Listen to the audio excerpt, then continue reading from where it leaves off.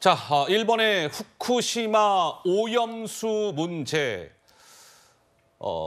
아직 일본은 방류를 안 하고 있는 상황이죠. 그런데도 대한민국은 뭐 오래전부터 이 문제를 두고 특히 정치권에서 여야 간에 아주 극명하게 갈등 양상을 빚어왔습니다. 기억하시는 것처럼. 그런데 어제 국제원자력기구 IAEA가 발표를 했습니다. 보고서를. 최종 보고서입니다. 최종. 그런데 방류로 인한 환경 영향 이 부분과 관련해서는 어제 보고서에 이렇게 담겼습니다. 자연 발생보다 낮다. 삼중수소 영향, 이거 전 세계에 미치는 영향은 미미하다. 인체 피폭 영향 매우 낮다. 이웃 국가들한테 어떤 영향을 미칠까요? 무시할 수 있는 수준이다. 한마디로 일본이 그 후쿠시마 오염수를 방류를 하겠다고 하는데 문제가 없어 보입니다. 뭐 이런 겁니다. 인체에 미치는 영향도 매우 미미합니다. 따라서 방류하시오. 뭐 일종의 그런 보고서 결과가 나온 겁니다. 자, 어제 그 IAEA 사무총장이 일본의 기시다 후미오 일본 총리를 만났습니다. 그 영상 잠깐 보시죠. I will have the honor to deliver this afternoon the assessment, the comprehensive assessment that the agency has been working on for more than 2 years. Carried out by the task force that the plan as it has been proposed and devised is in conformity with the agreed international standards. 引き続き科学的根拠に基づいて、国の内外に対して高い透明性を持って丁寧に説明を行っていきたいと考えています。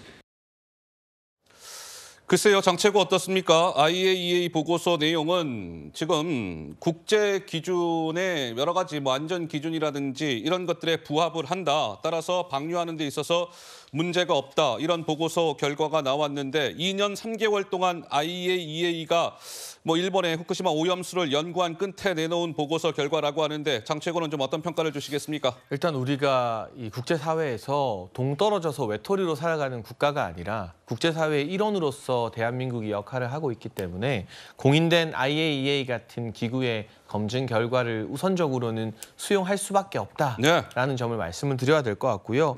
특히나 2년 3개월 동안 IAEA에서 TF를 만들어서 조사를 했는데 그 TF에 한국도 참여를 해왔습니다. 또 미국, 프랑스, 스위스 등도 참여를 해왔기 때문에 일본의 영향력이나 입김이 강하게 작용했다는 것도 좀 말이 되지 않는 측면입니다. 지금 민주당에서는 또 일부 시민단체에서는 이 IAEA의 신뢰도 자체에 대해서 문제를 제기하고 있는데요. 2021년 9월에 대한민국이 다름 아닌 IAEA의 의장국이 되었습니다. 문재인 정부 때였죠. 그 1년 동안 우리가 의장직을 수행했어요.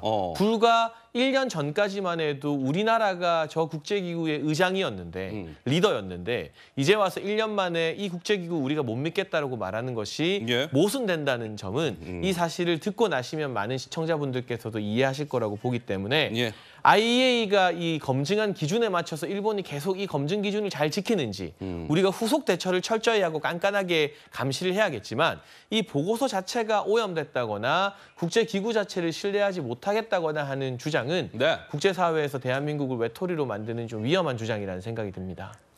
알겠습니다. 자, 어쨌든 IAEA 최종 보고서가 나왔습니다. 뭐 하루 이틀 IAEA가 뭐 이렇게 보고서를 써서 한 것이 아니라 2년 3개월 동안 쭉 연구한 끝에 별로 후쿠시마 오염수를 일본이 방류하는 게 문제가 없어 보입니다. 이런 보고서 결과가 나온 것이고요.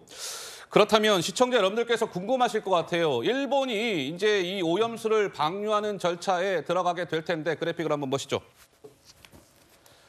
자, 오염수 이 방류 시설이 6월 26일 날 완공이 됐습니다. 그리고 어제 7월 4일이었죠. IAEA 보고서가 제출이 됐고요. 지금 저희가 앞서 지금 말씀 나눈 것처럼. 그리고 일본의 원자력규제위원회라는 곳에서 검사 종료증을 발급할 것으로 보여요. 그런데 이번 주 중에 아마 발급되지 않겠느냐 이런 전망이 나오더군요. 그렇다라고 한다면 이제 방류를 위한 모든 절차는 마무리가 되는 겁니다. 어제 IAEA 보고서도 나왔고요. 저희가 조금 더 입체적으로 한번 보여드릴까요? 시청자 여러분들 이해를 위해서 이렇게 방류가 됩니다. 지금 저 노란색 부분에 지금 오염수가 있다는 거예요. 오염수가 133만 톤이랍니다. 저것을 다핵종 제거 설비, 이른바 요즘에 많이들 들어보셨죠? 알프스라는 그 설비를 통해서 이른바 필터링을 하는 거죠. 뭐 세슘이나 이런 것들 방사성 물질을 걸러내는 겁니다. 그런데 삼중수소 요것은 걸러지지를 못해요. 어쨌든 그래서 저렇게 62종을 처리해서 K4 탱크라는 곳으로 보냅니다. 그래서 방사성 물질이 이게 어느 정도 잘 걸러졌는지 이런 것들을 확인해요. 그리고 또 보냅니다. 그러면 저 해저 터널에 그 오염수가 진입하기 직전 3번을 한번 봐주세요. 3번. 바닷물로 오염수 희석 보이시죠? 이 삼중수소는 저 알프스로 못 걸러지니까 그 삼중수소를 바닷물로 이렇게 희석을 시킨다는 거예요. 믹스, 막 희석을 시킵니다. 그리고 나서 쫙 보이시죠? 저게 위에 있지만 바다 밑에 있는 겁니다. 해저 터널. 해저 터널로 저게 한 1km 정도 되는데 해저 터널로 그 오염수들을 쭉 이렇게 보내고 해저 터널을 통해서 이제 방출이 저 맨 마지막 부분에서 이제 방출이 되는 거죠. 방출되면 끝? 아니에요.